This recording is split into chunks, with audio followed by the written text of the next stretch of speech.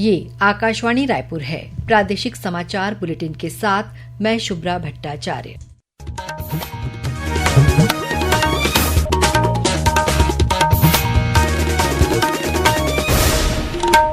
और पेश है आज के मुख्य समाचार।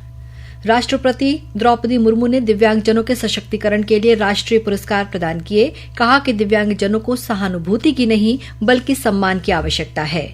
राजधानी रायपुर में भी समारोह आयोजित कर दिव्यांगजनों और संस्थाओं को राज्य स्तरीय पुरस्कार प्रदान किए गए। मुख्यमंत्री ने रायगढ़ में नालंदा परिसर का किया भूमि पूजन। महतारी वंदन योजना की 10वीं किश्त ऑनलाइन जारी की और रायगढ़ जिले में कल से अग्निवीर भर्ती रैली का आयोजन किया जाएगा। अब समाचार विस्तार से। राष्ट्रपति द्रौपदी मुर्मू ने आज नई दिल्ली में अंतर्राष्ट्रीय दिव्यांगजन दिवस के अवसर पर 33% की दिव्यांगता वाले अनुकरणीय व्यक्तियों और संस्थानों के सशक्तिकरण के लिए राष्ट्रीय पुरस्कार प्रदान किए। अपने संबोधन में राष्ट्रपति ने कहा कि इस पुरस्कार के विजेता समाज के लिए आदर्श के रूप में उभर कर सामने आ रहे हैं। राष्ट्रपति ने दिव्यांगजनों को सार्वभौमिक सुगमता प्रदान करने में सुगम्य भारत अभियान की भूमिका का उल्लेख किया। ये अभियान इस बात का प्रमाण है कि दिव्यांगजन सहानुभूति के पात्र नहीं बल्कि सम्मान के पात्र हैं। आज के पुरस्कार विजेता समाज के सामने रोल मॉडल के रूप में प्रतिष्ठित हो रहे हैं। इनका अनुकरण करके अन्य व्यक्ति और संस्थान दिव्यांगजनों के सशक्तिकरण की दिशा में आगे बढ़ सकते हैं। वास्तव में दिव्यांगजन के अदम्य उत्साह को देखकर हम सभी को प्रेरणा मिलती है। आज के पुरस्कार विजेता दिव्यांगजन की उपलब्धियां के बारे में जानकर सभी का मनोबल बढ़ा होगा। राष्ट्रपति ने कहा कि इस वर्ष का विषय समावेशी और टिकाऊ भविष्य के लिए दिव्यांगजनों के नेतृत्व को बढ़ावा देना है। अंतर्राष्ट्रीय दिव्यांगजन दिवस पर आज रायपुर के साइंस कॉलेज मैदान में राज्य स्तरीय समारोह का आयोजन किया गया। इस मौके पर उत्कृष्ट कार्य के लिए 4 विभिन्न श्रेणियों में दिव्यांगजनों और संस्थाओं को राज्य स्तरीय पुरस्कार प्रदान किए गए। समारोह को संबोधित करते हुए समाज कल्याण मंत्री लक्ष्मी राजवाड़ी ने कहा कि विकसित राष्ट्र बनाने में दिव्यांगजन अहम भूमिका निभा रहे हैं। कार्यक्रम की अध्यक्षता खेल और युवा कल्याण मंत्री टंकराम वर्मा ने की। समारोह में 130 दिव्यांगजनों को अत्याधुनिक बैटरी चलित ट्राईसाइकिल और अन्य उपकरण प्रदान किए गए। अंतर्राष्ट्रीय दिव्यांगजन दिवस पर आज प्रदेश के अन्य जिलों में भी कार्यक्रम आयोजित किए गए। मुख्यमंत्री विष्णुदेव साय ने आज रायगढ़ के मरीन ड्राइव क्षेत्र में 42 करोड़ रुपए की लागत से बनने वाले हाईटेक लाइब्रेरी नालंदा परिसर का भूमि पूजन किया। इसके साथ ही उन्होंने जिले में 137 करोड़ रुपए के विकास कार्यों का लोकार्पण और शिलान्यास किया। इस दौरान मुख्यमंत्री ने महतारी वंदन योजना की 10वीं किश्त की राशि ऑनलाइन जारी की। कार्यक्रम में श्री साय ने रायगढ़ में रिंग रोड बनाने की घोषणा भी की। रायगढ़ के मरीन ड्राइव में सर्व सुविधायुक्त नालंदा परिसर प्रदेश का सबसे बड़ा नालंदा परिसर होगा। इसके लिए नगर निगम और एनटीपीसी के बीच 42 करोड़ 56 लाख रुपए का करार हुआ है। नालंदा परिसर एक अत्याधुनिक लाइब्रेरी होगी। यहां अध्ययन अध्यापन का एक ऐसा इकोसिस्टम छात्रों को मिलेगा जिससे वे खुद को प्रदेश के साथ राष्ट्रीय स्तर पर प्रतिस्पर्धा के लिए तैयार कर सकेंगे। राज्यपाल रमन डेका की अध्यक्षता में आज राजभवन में सैनिक कल्याण बोर्ड के राज्य प्रबंधन समिति की 16वीं बैठक हुई। बैठक में भूतपूर्व सैनिकों, विधवाओं और उनके आश्रितों के लिए सशस्त्र सेना झंडा दिवस निधि द्वारा संचालित कल्याणकारी योजनाओं पर चर्चा की गई। साथ ही भूतपूर्व सैनिकों के हित में अनेक महत्वपूर्ण निर्णय लिए गए। इस अवसर पर राज्यपाल ने कहा कि सैनिकों के कल्याण के लिए मानवीय संवेदना से कार्य करें। उन्होंने कहा कि देश की रक्षा करने वाले वीर सपूतों का कल्याण करना सबका दायित्व और कर्तव्य है। इससे पहले कल नेहरू युवा केंद्र संगठन के राज्य निदेशक अतुल निकम ने राज्यपाल से मुलाकात कर उन्हें विकसित भारत चैलेंज के संबंध में जानकारी दी। राज्यपाल ने छत्तीसगढ़ के युवाओं से विकसित भारत चैलेंज में सक्रिय रूप से भाग लेने की अपील की है। छत्तीसगढ़ सरकार ने आज अपने कार्यकाल का 1 वर्ष पूरा कर लिया है। इस दिन को सरकार जनादेश दिवस के रूप में मना रही है। इस अवसर पर मुख्यमंत्री विष्णुदेव साय ने अपने संदेश में जनता का आभार जताया है। मैं आप सभी को पूर्ण विश्वास दिलाता हूं कि हमारी सुशासन की सरकार विकसित छत्तीसगढ़ के निर्माण के लिए निरंतर कार्य करेगी और प्रगति के सर्वोच्च प्रतिमान स्थापित करेगी। प्रदेश में गौशालाओं को प्रति मवेशी दी जाने वाली अनुदान की राशि 25 रुपए से बढ़ाकर 35 रुपए की जाएगी। ये घोषणा मुख्यमंत्री विष्णुदेव साय ने कल रायपुर में छत्तीसगढ़ राज्य गौ सेवा आयोग के नवनियुक्त अध्यक्ष विशेश्वर सिंह पटेल के पदभार ग्रहण समारोह के दौरान की। इस अवसर पर मुख्यमंत्री ने बताया कि बेमेतरा के झालम में 50 एकड़ और कवर्धा में 120 एकड़ क्षेत्र में गौधाम बनाया जा रहा है।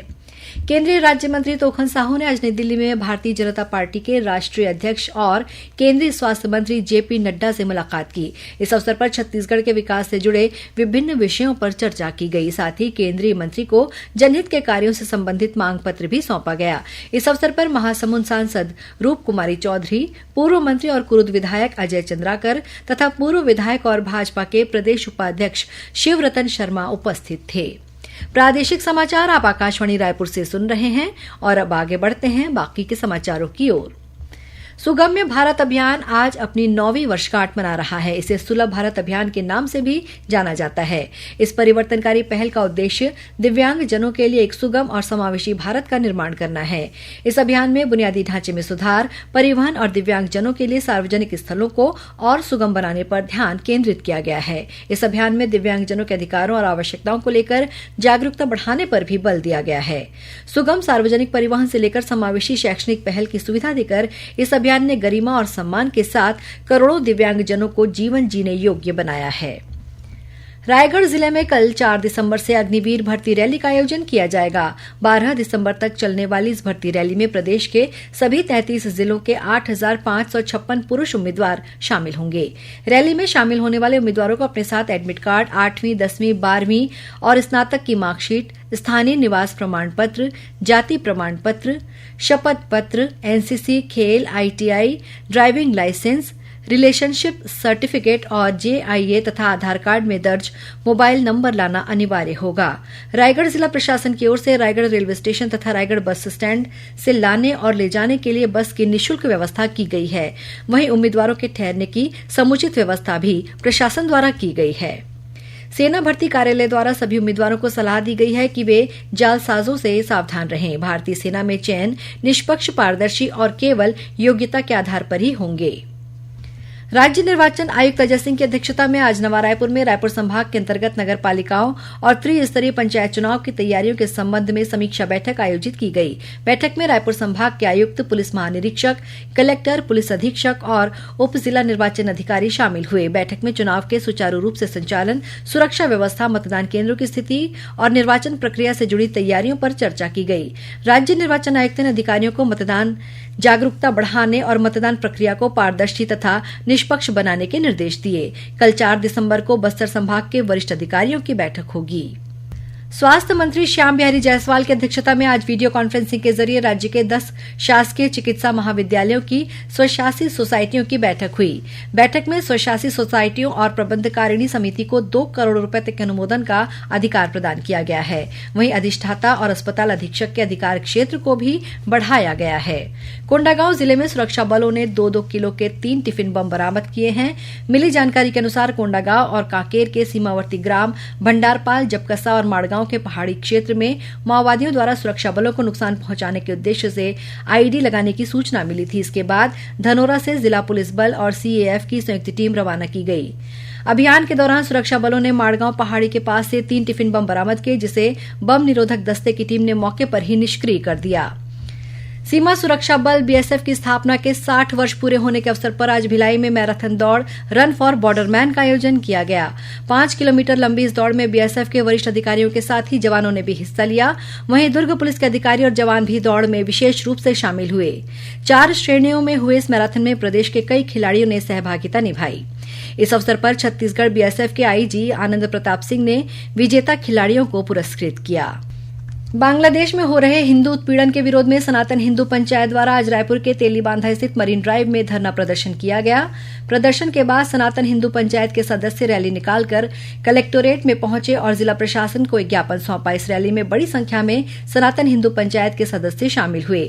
वहीं भिलाई में श्री राम जन्मोत्सव समिति ने आक्रोश रैली निकाली है। और अब पेश है मौसम का हाल। प्रदेश में बंगाल की खाड़ी से आ रही नमी के कारण बस्तर संभाग और उससे लगे जिलों में बादल छाए रहेंगे। अगले 24 घंटों के दौरान इन जिलों के कुछ स्थानों में हल्की बारिश होने की भी संभावना है। अंत में मुख्य समाचार एक बार फिर।